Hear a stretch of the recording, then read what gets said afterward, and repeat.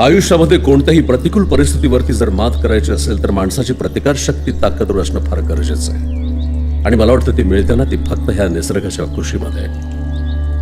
कामधंद्याच्या निमित्तानं जगाच्या पाठीवरती तुम्ही कुठेही भटका, पण दिवसभराची भटकंती झाल्याच्या नंतर पाखरं जशी संध्याकाळी आपल्या घरट्याकडे परत येतात की नाही, तसं आपण सुद्धा मानसिक समाधानासाठी आपल्या माणसांमध्ये, आपल्या मातीमध्ये परत यायला हवा.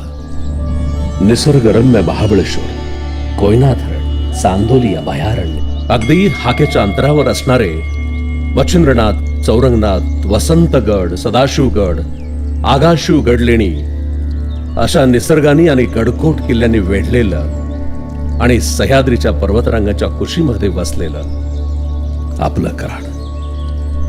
अशा निसर्गाच्या कुशीमध्ये आपल्या माणसांमध्ये आपलं घर हवं, आपल्या कराडमध्ये.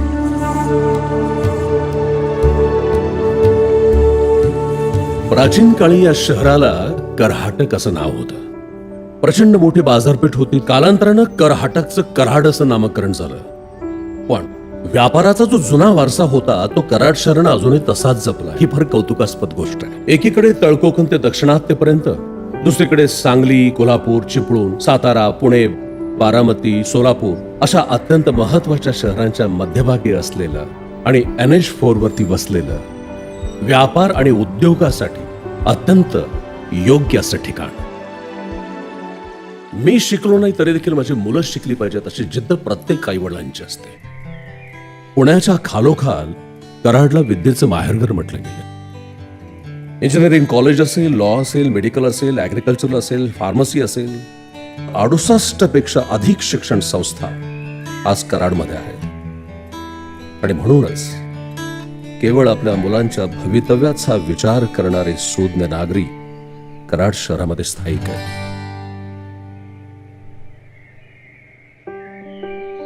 छत्रपती शिवरायांच्या अतुलनीय शौर्याचा वारसा असलेलं आणि कृष्णा आणि कोयनेच्या पवित्र प्रीती संगमावरती बसलेलं आपलं शहर, आपली माणसं, आई वडील, अबाल वृद्ध हे निरोगी राहावेत म्हणून आपल्या जीवनामध्ये सगळ्यात जास्त महत्व देतो ते म्हणजे आपल्या स्वच्छतेला.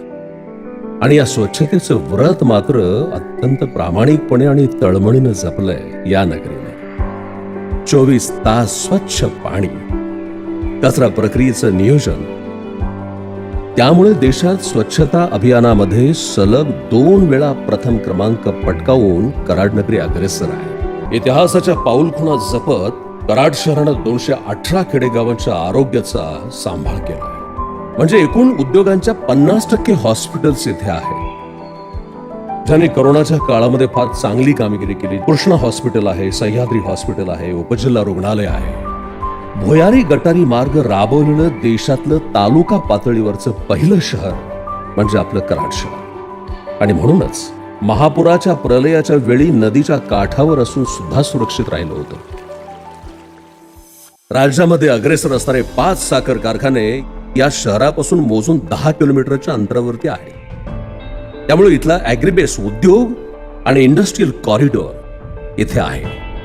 सैन्य भरतीसाठी अग्रेसर असणार आणि सैनिकी कुटुंबाने स्थायिक होण्यासाठी प्राधान्य दिलेलं त्यांच्या आवडीचं कराड. सैन्य दलाच्या व्यतिरिक्त विजयी दिवस साजरे करणारं देशातलं एकमेव शहर आपलं कराड, माझं कराड.